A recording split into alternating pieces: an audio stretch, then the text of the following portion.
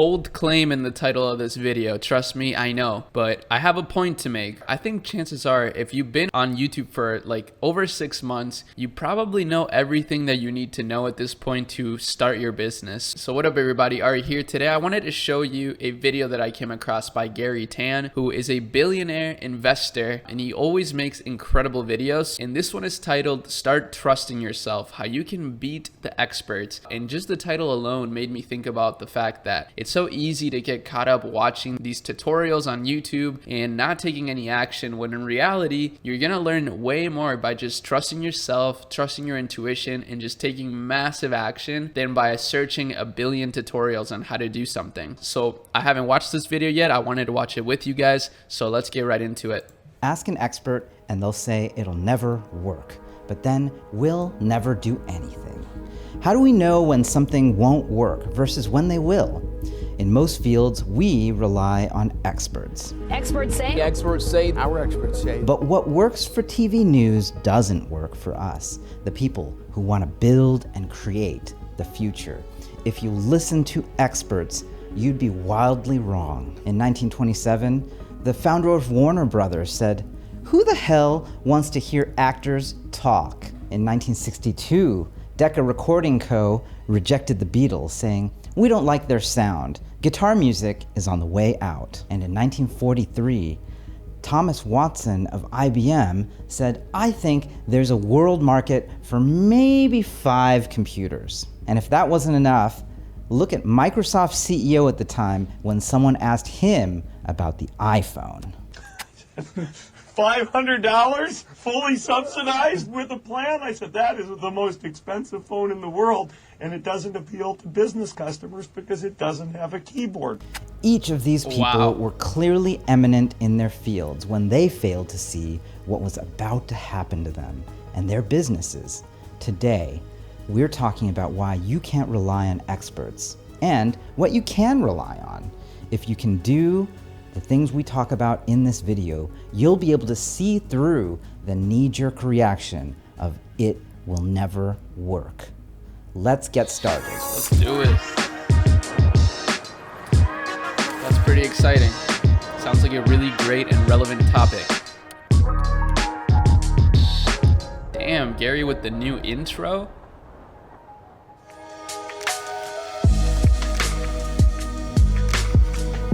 In the end, when you are surrounded by people who say you're right, and of course society wants you to project that if you're a leader, that you're right all the time. Well, the problem with that is you start to believe what you're told, and that's where we get into trouble. Ballmer's reaction to the iPhone is sort of a classic fatal flaw of successful CEOs. We're so big, we believe in ourselves completely, so there couldn't be another worldview that is more predictive or more right. Author Chip Heath says, "Experts aren't any good about predicting the future. What they are good at is explaining how similar situations have worked out in the past." So that's the rub. Experts can tell you how things happened in the past, but are terrible at telling you what is going to happen in the future. Prolific expertise in a field does not mean they know what the future is. That's such a good point.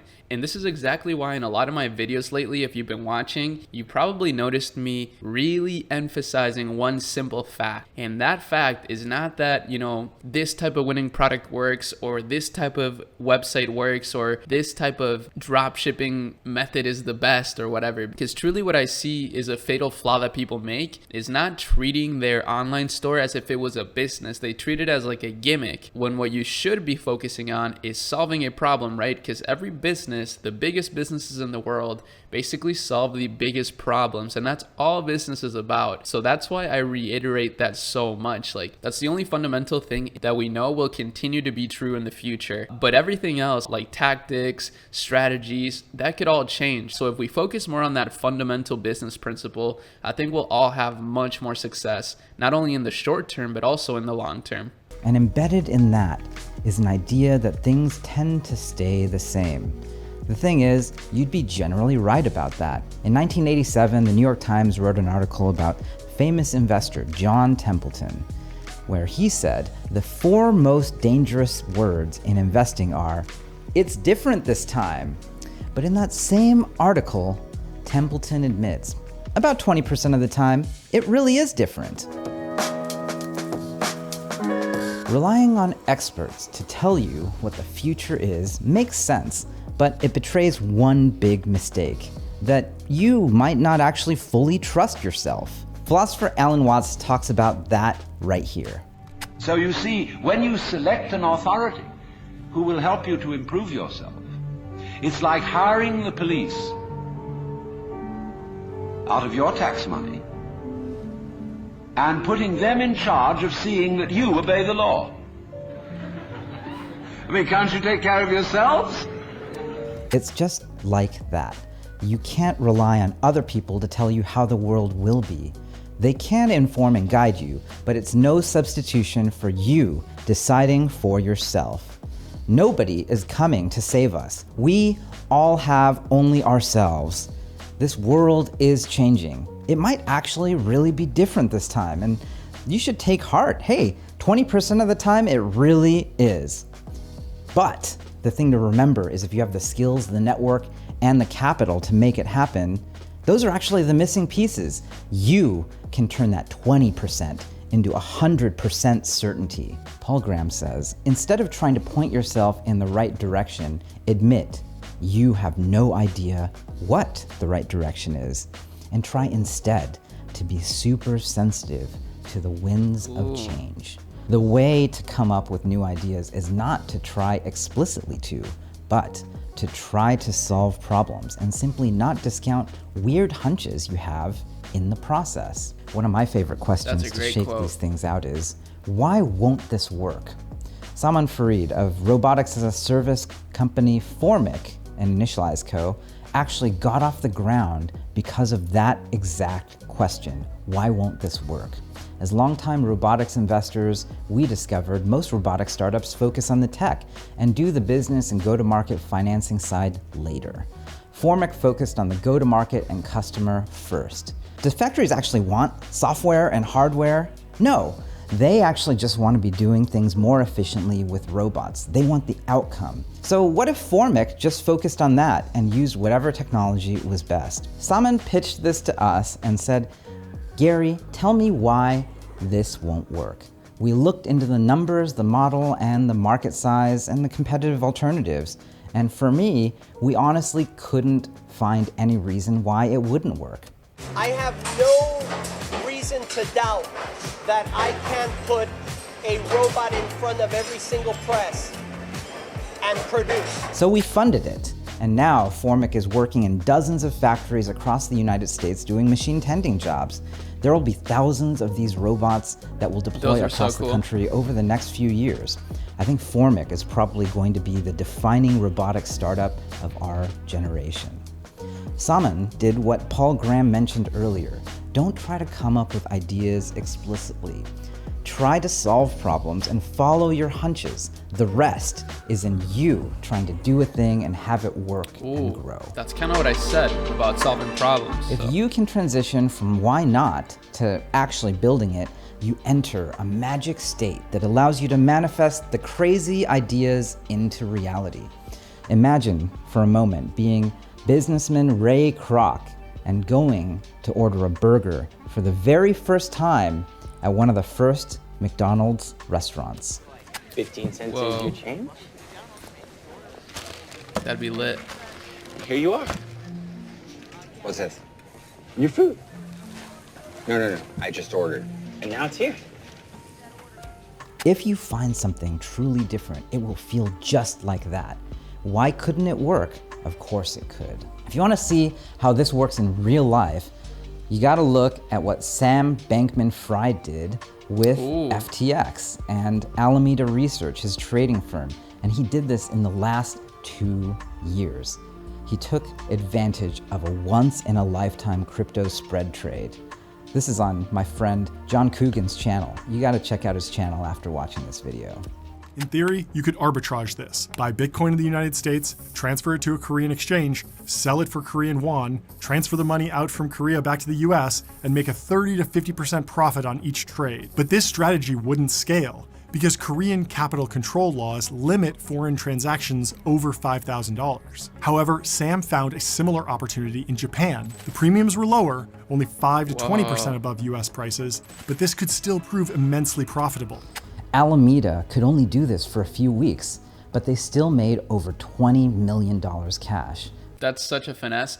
SBF, that's what most people commonly know this guy as that they're talking about, is an absolute beast, and his story is pretty nuts. I actually did make a video about it a while ago, so I'll maybe link that. But man, these videos are so interesting. I'm loving this. They rolled $1 million into $20 million, and Sam now has a fortune of over $10 billion. Go watch John's channel for the amazing video that he actually made about this whole process. It's one of the craziest stories I've ever seen, and it underscores how supremely powerful it is when you translate an idea into action. I'm pretty sure that at some point Sam had to ask his friends, why wouldn't it work?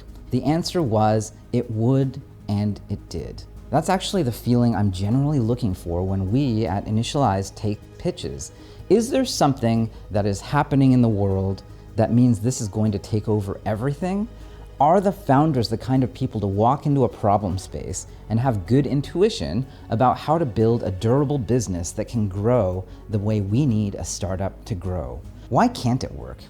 And if it can, we really might have something, sometimes something that could be worth tens or hundreds of billions of dollars. Damn, that's a good mental model to think about why something won't work, because maybe it will. I actually like the idea of thinking backwards like that.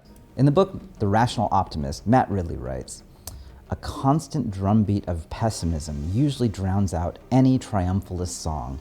If you say the world has been getting better, you may get away with being called naive and insensitive. Whoa. If you say the world is going to go on getting better, you're considered embarrassingly mad.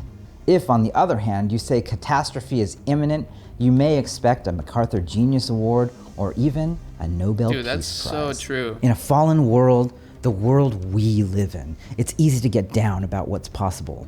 But the people who are going to create something from nothing, they know it's going to come from a concrete, definite version of optimism that pushes you into problem spaces that need you, into markets that are yet unknown, but ready for the taking, and into that very special moment where you, yes you, can prove the experts wrong. Whoa. That got intense there for a second. That's it for this week. If you found my channel for the first time, thanks for watching all the way to the end. I'm a designer, engineer, and product manager who became a founder and now a venture capitalist investor. We were the first investors in hundreds of startups, 25 of which have become unicorns. And we were early investors in startups that have now gone on to create more than $200 billion worth of market value. Yeah, they're crazy. Why YouTube? Because I believe this is the most growth mindset time to ever be alive. There's more money in the world than ever. And now, with know-how and people networks, it is more important than ever that you, yes you, work on solving the infinite problems that surround us through engineering, design, great PM, building great teams. That's the path, and I want you to play a part in that. Whoa. If you like this, please share this on LinkedIn, Twitter, or wherever you might be. Hit subscribe and the bell icon. On YouTube, and if you have questions about your journey into startups and what you can do to be a part of this revolution, leave a comment right down below. We're here to make this pie as big as possible. Tech is remaking this world. What will your line of code be? I'll see you next week.